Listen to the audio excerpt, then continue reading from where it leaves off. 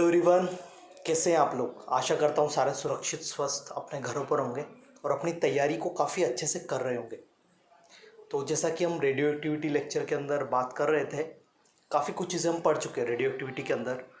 तो आज जो भी हम शुरू करने वाले हैं वो थोड़ा सा सेकंड पार्ट है एक तरीके से रेडियो एक्टिविटी का, जहाँ पे हम जनरली बात करने वाले हैं कि जो भी न्यूक्लियस है हमारे पास डिफरेंट डिफरेंट टाइप्स के एटम्स के, उनकी स्टेबिलिटी को हम कैसे एक्सप्लेन करें। ठीक है, किसकी स्टेबिलिटी ज़्यादा होगी, कौन सा न्यूक्लियस ज़्यादा स्टेबल होगा, उनके बारे में आज हम बात करने वाले हैं। तो आज का लेक्चर ऑफ कोर्स काफ़ी ज़्यादा इंपॉर्टेंट है, तो काफ़ी ध्यान से चीज़ों को समझना है, काफ़ी ध्यान से चीज़ों को देखना है। ठीक है, तो शुरुआत जो करने वाले हैं आज अपने इस लेक्चर की, हम करने वाले हैं एक इम्पॉर्टेंट टॉपिक से, जो कि है मास डिफेक्ट एंड बाइंडिंग एनर्जी। तो क्या होता है मास डिफेक्ट, क्या होती है बाइंडिंग एनर्जी, इसको समझते हैं। ठीक है, जैसा कि तुम लोगों को पता है कि ये है हमारे पास कोई भी एटम है, ये एटम है हमारे पास। इस एटम के अंदर ये न्यूक्लियस है। इस न्यूक्लियस के अंदर दो चीज़ें हैं, पहला है प्रोटॉन और दूसरा है न्यूट्रॉन। चीज़ क्लियर है, दो चीज़ें होती है। ठीक है, अगर मैं इसको कुछ डिफरेंट तरीके से अगर बोलूँ तो क्या क्या चीज़ें होगी। प्रोटॉन को हम Z से रिप्रेजेंट करते हैं और न्यूट्रॉन को हम रिप्रेजेंट करते हैं A-Z से। A-Z है ये, ठीक है, तो उससे हम रिप्रेजेंट करते हैं। तो दोनों नोटेशन सही है, दोनों चीज़ समझ पा रहे होंगे। न्यूट्रॉन के लिए A-Z यूज़ कर रहा हूँ, प्रोटॉन के लिए Z यूज़ कर रहा हूँ। ठीक है, तो अगर मुझे कोई पूछता है कि बताओ जो भी न्यूक्लियस का मास है वो कितना होगा, तो मैं यहाँ पे बोलूँगा कि अगर मैं मास एक्सपेक्टेड मास अगर मैं यहाँ पे बात करूँ तो मास एक्सपेक्टेड, ठीक है, इसको मैं M एक्सपेक्टेड लिख रहा हूँ। तो एक्सपेक्टेड मास हम कितना बोलेंगे न्यूक्लियस का, कि प्रोटॉन का मास प्लस न्यूट्रॉन का मास।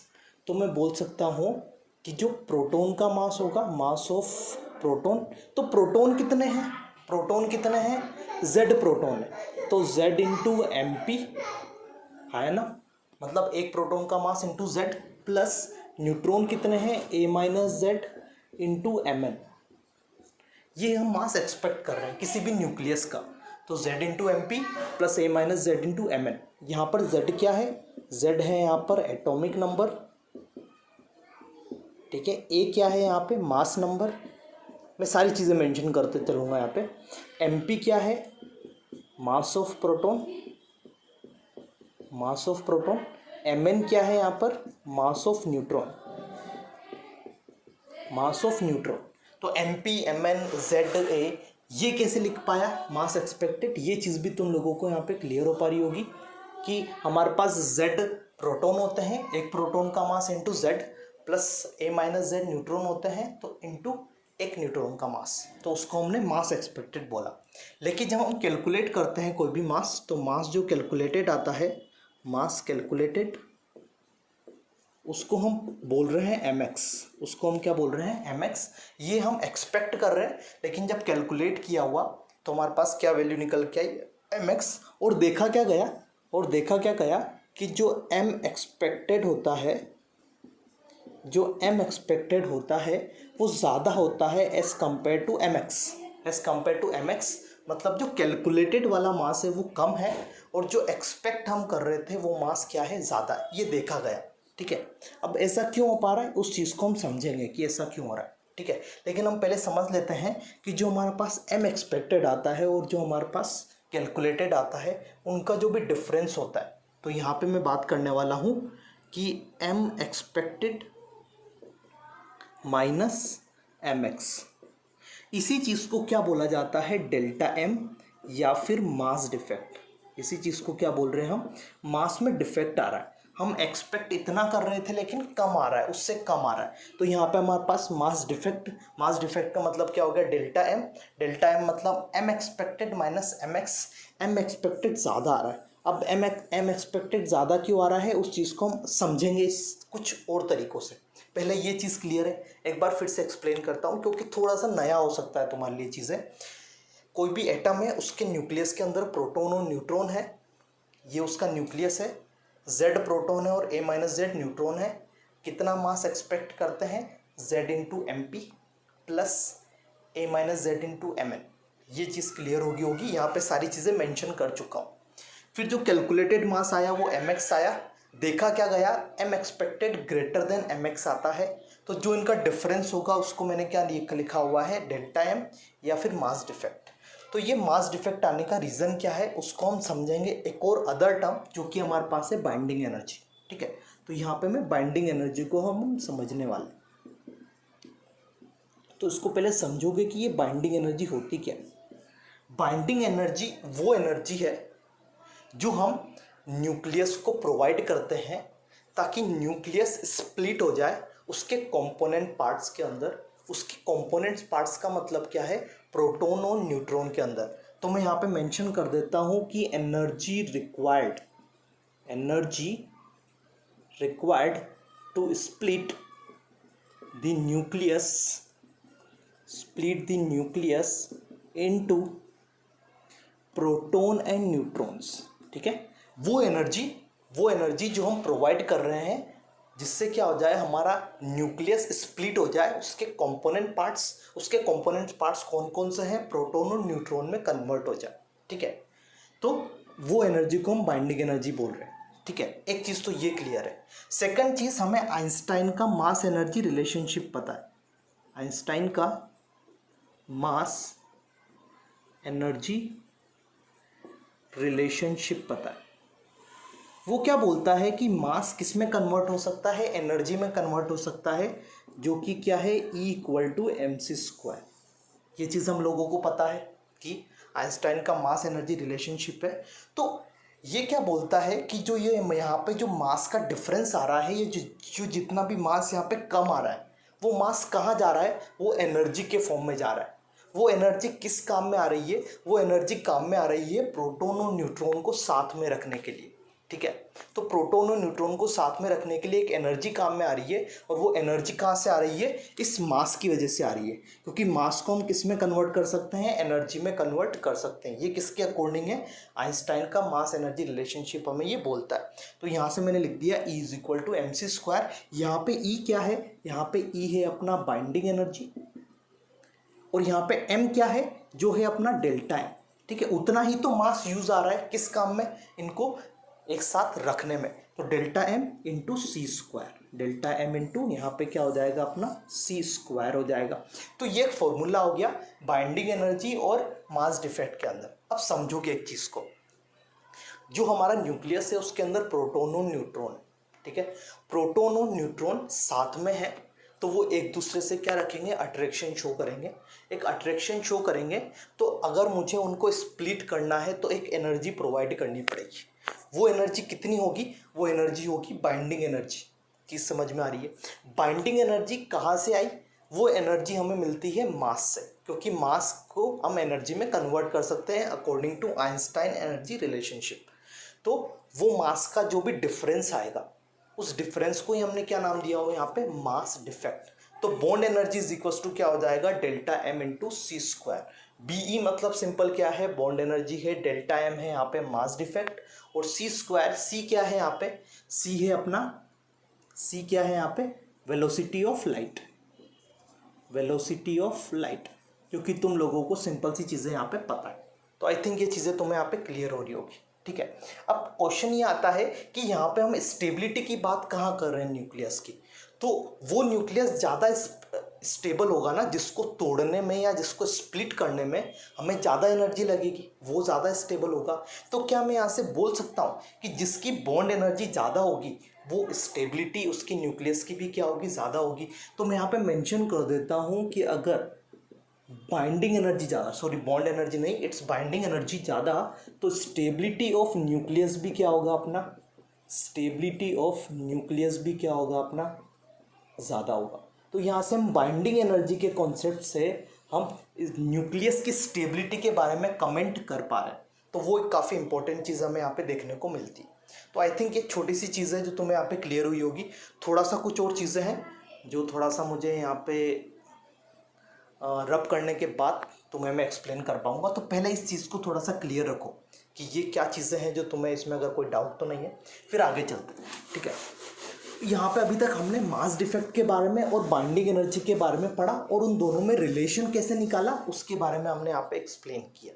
ठीक है, तो जिसकी बाइंडिंग एनर्जी ज़्यादा उसका स्टेबिलिटी ऑफ न्यूक्लियस ज़्यादा, ये चीज़ तुम समझ पा रहे होंगे, क्योंकि जिस न्यूक्लियस को तोड़ने में ज़्यादा एनर्जी लगेगी ऑफकोर्स वो स्टेबल होगा। ठीक है, तो जिसकी जो अच्छे से बॉन्डिंग होगी जिनके प्रोटॉन और न्यूट्रॉन में, ऑफकोर्स वो स्टेबल होगा। तो बॉन्ड एनर्जी अगर मुझे जूल में चाहिए तो मुझे डेल्टा एम मतलब जो मास होगा वो किस में पुट करना पड़ेगा, केजी में पुट करना पड़ेगा, है ना। और मुझे जो सी है वो सी की वैल्यू सी स्क्वायर है वो किस में पुट करना पड़ेगा, मीटर पर सेकंड में। तो मेरे पास बॉन्ड एनर्जी किस में निकल के आएगी, जूल में। ये जस्ट एक कन्वर्जन रिलेटेड चीज़ है जो मैंने तुम्हें यहाँ पे समझाई है। क्वेश्चन आता है तो तुम्हें अदर कन्वर्जन भी यहाँ पे करने पड़ सकता है जो कि तुम्हें अच्छे से आते हैं, क्योंकि कन्वर्जन वाली चीज़ें मैं बार बार तुम्हें एक्सप्लेन नहीं करने वाला हूँ। ठीक है, तो कन्वर्जन वाली चीज़ें तुम्हें पहले से क्लियर होनी चाहिए, क्योंकि मैं हमेशा से कन्वर्जन पे बात करता आ रहा हूँ। चलो बढ़िया, तो ये चीज़ क्लियर है। ठीक है, तो बाइंडिंग एनर्जी अगर ज़्यादा तो स्टेबिलिटी ऑफ न्यूक्लियस भी क्या होगा, ज़्यादा। इस चीज़ को हम ग्राफ से भी समझ सकते हैं। ठीक है, इस ग्राफ से समझने से पहले एक और टर्म मैं यहाँ पे यूज़ करता हूँ कि बाइंडिंग एनर्जी पर न्यूक्लियन। यहाँ पे मैं क्या यूज़ कर रहा हूँ, binding energy per nucleon. Nucleon का मतलब पता होगा तुम्हें, प्रोटॉन प्लस न्यूट्रॉन को हम या न्यूक्लियस को जनरली बोलते हैं। इसको रिप्रेजेंट किया जाता है बी बार से। ठीक है, ये कब यूज़ करते हैं, जब हमारे पास एक से ज़्यादा न्यूक्लियस अवेलेबल हो तो हम क्या करते हैं, उनके अंदर उनकी total binding energy divided by total number of nucleus या टोटल नंबर ऑफ एटम्स की अगर हम यहाँ पे बात करें तो उसको हम क्या बोलेंगे, बाइंडिंग एनर्जी पर न्यूक्लियन। तो जो भी हम बात करते हैं वो जनरली यहाँ पे बाइंडिंग एनर्जी पर न्यूक्लियन या बी बार से रिलेटेड बात करते हैं। ठीक है, तो यहाँ पे बाइंडिंग एनर्जी या बी बार की अगर मैं बात करूँ तो एक तरफ अपना आएगा बी बार और दूसरी तरफ अपना जो भी आने वाला है वो आने वाला है मास नंबर। ठीक है, तो एक ग्राफ मैं यहाँ पे प्लॉट करने वाला हूँ जो कि यहाँ से हमें मिलता है। वो ग्राफ कुछ इस तरीके से होता है,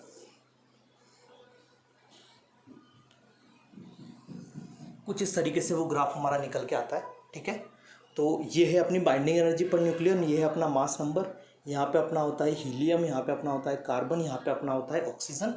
और इस तरीके से यहाँ पे हमें क्या देखने को मिलता है कि जो भी बाइंडिंग एनर्जी है वो धीरे धीरे बढ़ती जाती है जैसे जैसे अपना एटॉमिक नंबर बढ़ रहा है। ऑफकोर्स यहाँ पे थोड़ा सा फ्लक्चुएशन देखने को मिल रहा होगा, लेकिन फ्लक्चुएशन से हमें यहाँ पे घबराना नहीं है।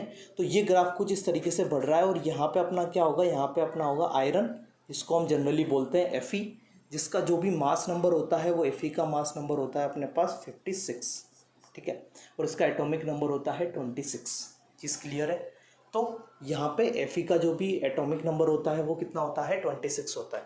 तो हमें क्या देखा गया इस ग्राफ के थ्रू, हमें क्या देखा गया कि जो भी Fe होता है ना उसकी जो बाइंडिंग एनर्जी होती है वो सबसे ज़्यादा होती है। ठीक है, Fe की जो भी बाइंडिंग एनर्जी होती है ना वो सबसे ज़्यादा होती है। तो अगर जिसकी बाइंडिंग एनर्जी सबसे ज़्यादा होगी उसका न्यूक्लियस भी क्या होगा, सबसे ज़्यादा स्टेबल होगा।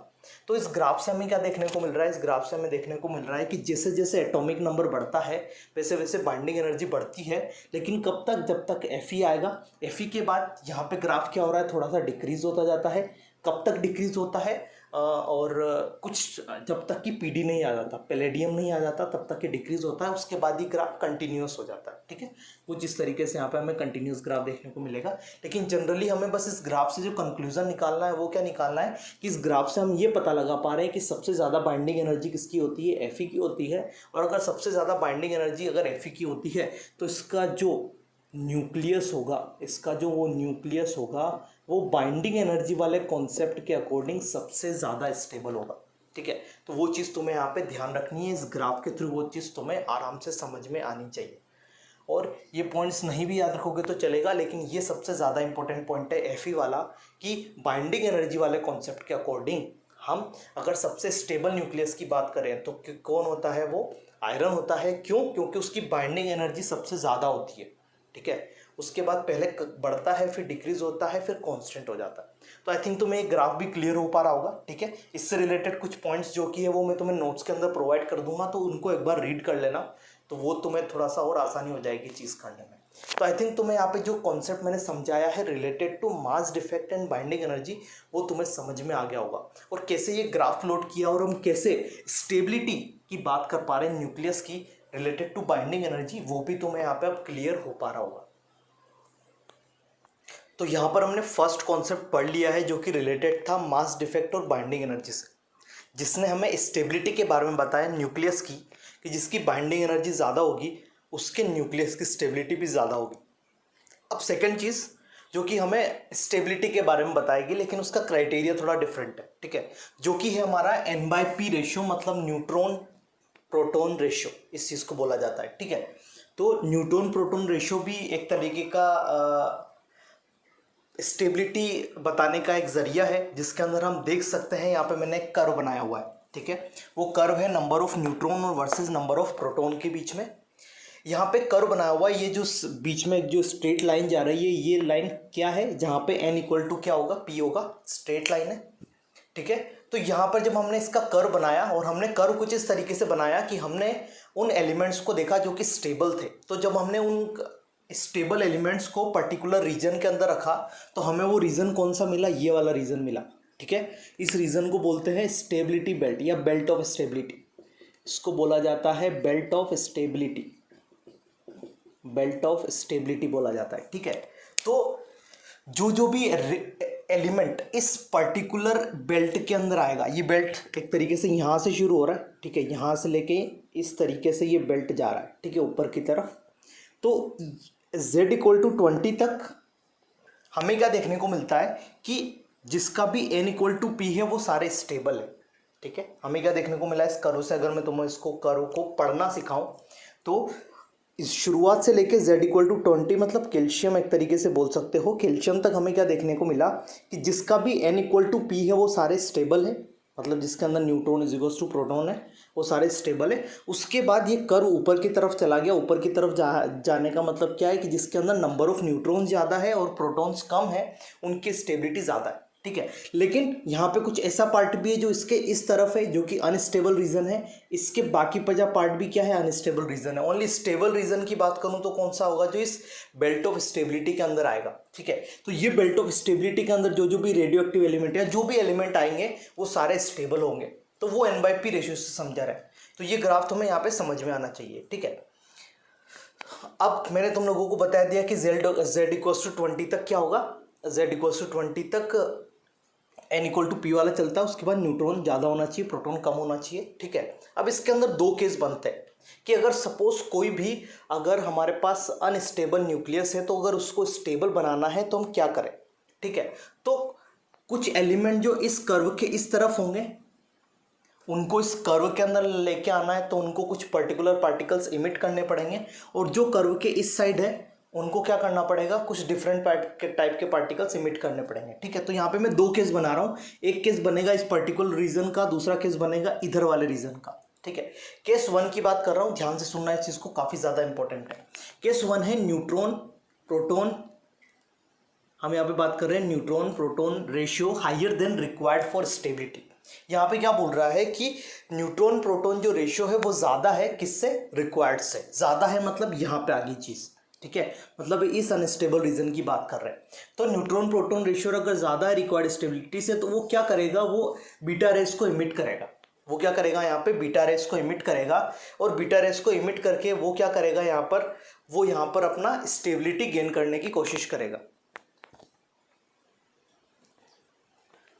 तो इसके बाद जैसे कि एक एग्जांपल लेके चलते हैं, जैसे कि 6C14 है, ठीक है। इसने एक बीटा पार्टिकल इमिट किया, बीटा पार्टिकल इमिट करेगा तो तुम्हें पता है क्या होता है, बीटा पार्टिकल इमिट करने पे एक बढ़ जाएगा, तो यहाँ पे बढ़ने पे क्या हो जाएगा, नाइट्रोजन 7N14 प्लस -1E0, ठीक है। कुछ इस तरीके से अपना एक बीटा पार्टिकल इमिट हो गया यहाँ पे। तो यहाँ पे न्यूट्रॉन बाय प्रोटॉन अगर रेशियो देखूँ तो क्या होगा बताओ, न्यूट्रॉन कितना है, 14 - 6, आंसर आएगा 8/6। तो न्यूट्रॉन बाय प्रोटॉन रेशियो क्या है, 8/6 है। यहाँ पे न्यूट्रॉन बाय प्रोटॉन रेशियो होगा 7/7, मतलब आंसर क्या होगा, 1। तो न्यूट्रॉन बाय प्रोटॉन रेशियो ज़्यादा था, उसको हमने क्या कर दिया, कम कर दिया, ये 1 पॉइंट समथिंग वैल्यू आएगी, तो ये वैल्यू हमने क्या कर दी, ये वैल्यू हमने 1 के बराबर ले आया, मतलब हमने न्यूट्रॉन बाय प्रोटॉन रेशियो को क्या कर दिया, कम, क्योंकि ज़्यादा था। तो स्टेबिलिटी कर्व के अंदर लाने के लिए हमें न्यूट्रॉन बाय प्रोटॉन रेशियो कम करना पड़ेगा, तो हम क्या कर सकते हैं, वहाँ पे बीटा पार्टिकल का एमिशन दिखा सकते हैं। एक और एग्जाम्पल देख सकते हो, जैसे 15P32 है, एक बीटा पार्टिकल इमिट करो, सल्फर आ जाएगा 1632 प्लस -1E0, ठीक है। एक बीटा पार्टिकल इमिट हो गया। बताओ यहाँ पे न्यूट्रॉन बाय प्रोटॉन कितना होगा, तो 32 माइनस 15 हो जाएगा 17, 17/15 हो जाएगा हमारे पास यहाँ पे, ठीक है। और ये हो जाएगा 16/16, ठीक है। तो यहाँ पे ऑफकोर्स ये वैल्यू 1 से ज़्यादा आ रही है, ये वैल्यू कितनी आ रही है, 1 आ रही है। ये वैल्यू कितनी आ रही है अपने पास, सिंपल 1 आ रही है। तो यहाँ पे n/p की वैल्यू ज़्यादा था, यहाँ पे हमने n/p की वैल्यू का कर दी कम। कैसे कर दी, क्योंकि एक बीटा पार्टिकल का एमिशन दिखा दिया, तो उससे वो क्या होगा, इस स्टेबिलिटी कर्व के पास आता जाएगा, ठीक है। और जितना एक पॉइंट ऑफ टाइम पर वो स्टेबिलिटी कर्व के अंदर आ जाएगा और क्या हो जाएगा, स्टेबल। तो क्यों हो पा रहा है, क्योंकि वो कुछ पार्टिकल यहाँ पे एमिट कर रहा है।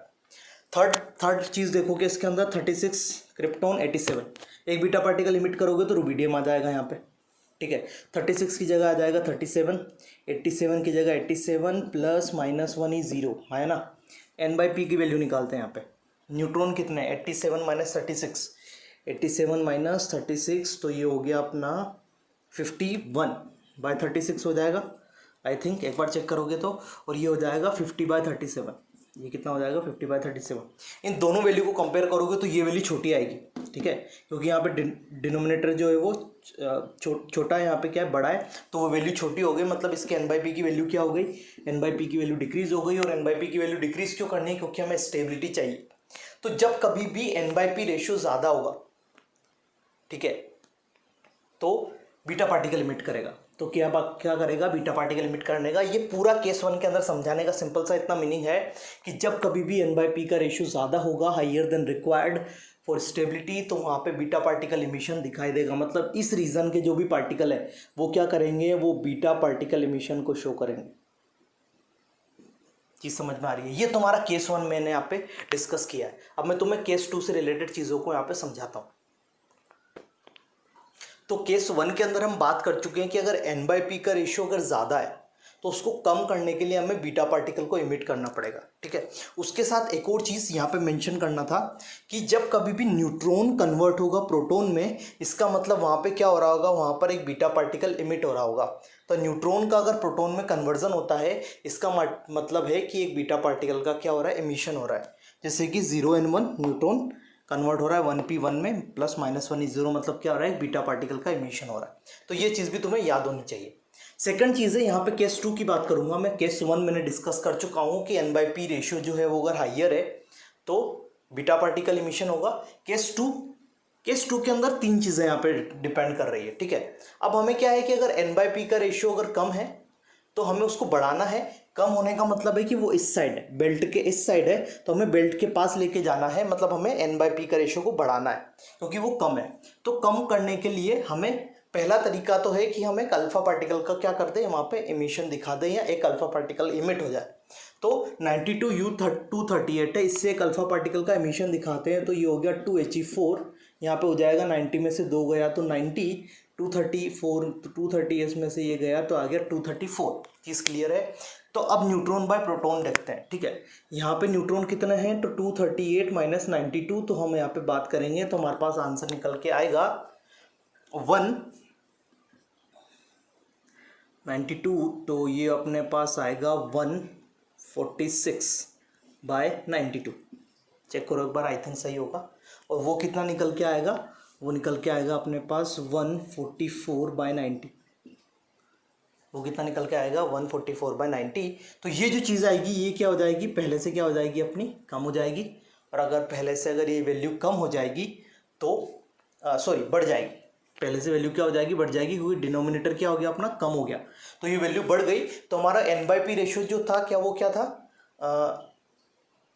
कम था, उसको हमने क्या कर दिया, इंक्रीज कर दिया। क्यों कर दिया, क्योंकि हमें स्टेबिलिटी कर्व के अंदर लेके आना है, ठीक है। तो इमिशन ऑफ अल्फा पार्टिकल हम शो करेंगे, ठीक है। इसमें तुम्हें चीज़ क्या याद रखनी है कि यहाँ पे ना 3 चीज़ें होने वाली है, ABC मैंने यहाँ पे लिखा हुआ है। तो पहला तरीका क्या है कि अल्फा पार्टिकल के इमिशन से हम उसका n/p रेशियो बढ़ा सकते हैं। लेकिन ये कब होगा, जब हमारे पास कौन से टाइप के एलिमेंट या कौन से टाइप का आइसोटोप रेडियो एक्टिव होंगे, नेचुरल वाले।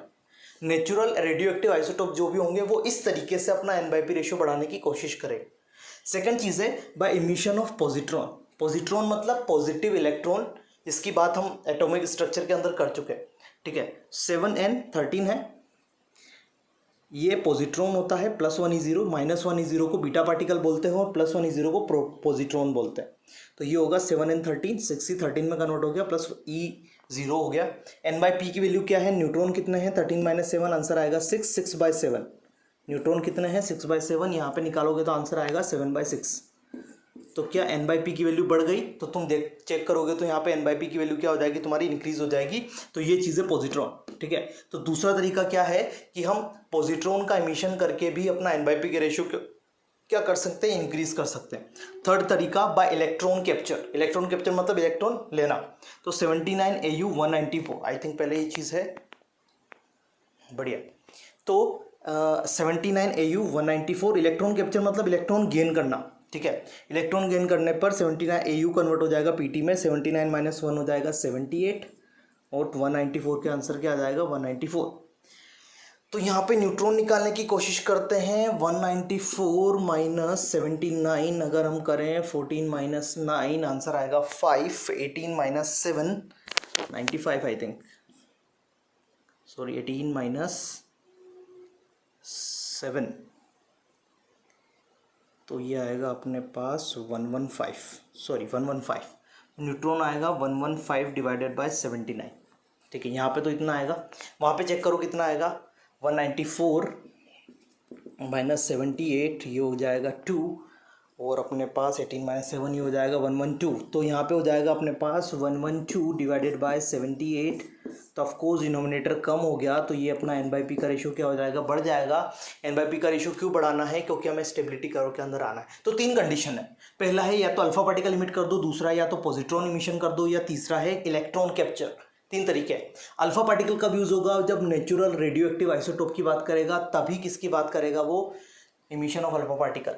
पॉजिट्रॉन और के इलेक्ट्रॉन कैप्चर कब बात करेगा, जब आर्टिफिशियल रेडियो एक्टिव एलिमेंट की बात करेगा, आर्टिफिशियल जो हम बनाते हैं खुद, ठीक है, और नेचुरल जो हमें मिलते हैं। तो नेचुरल की कंडीशन में इस तरीके से हम n/p रेशियो को बढ़ाने की कोशिश करेंगे, और पॉजिट्रॉन और इलेक्ट्रॉन कैप्चर जब होगा तब कब यूज आएगा, जब आर्टिफिशियल रेडियो एक्टिव एलिमेंट्स के यहाँ पे वो बात करने की कोशिश करेगा।